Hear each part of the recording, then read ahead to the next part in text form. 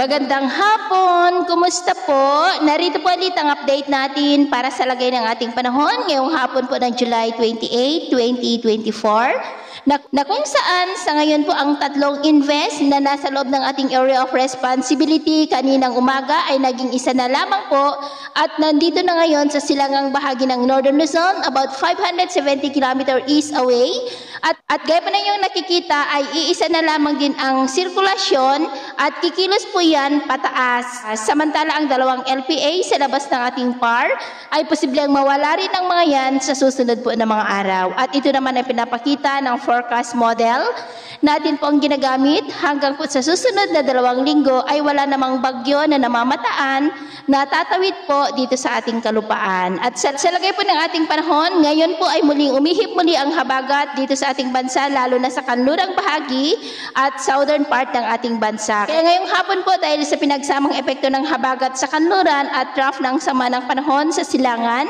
ay maulap ang kalangitan with isolated rain sa may Ilocos Region, Cordillera, ilang bahagi ng Cagayan Valley, Central Luzon, Metro Manila, Calabarzon, Bicol Region, Mimaropa, Panay Island, ilang bahagi ng Negros, northern part ng Cebu, Bohol, Leyte, Samar Provinces, Sulu Archipelago, Zamboanga Peninsula, Northern Mindanao, Caraga at Davao Region na posibleng magtuloy-tuloy ang mga isolated rains na yan hanggang mamayang gabi po, kaya mag-ingat tayo sa posibleng banta pa rin ng mga pagbaha at pagguho ng lupa.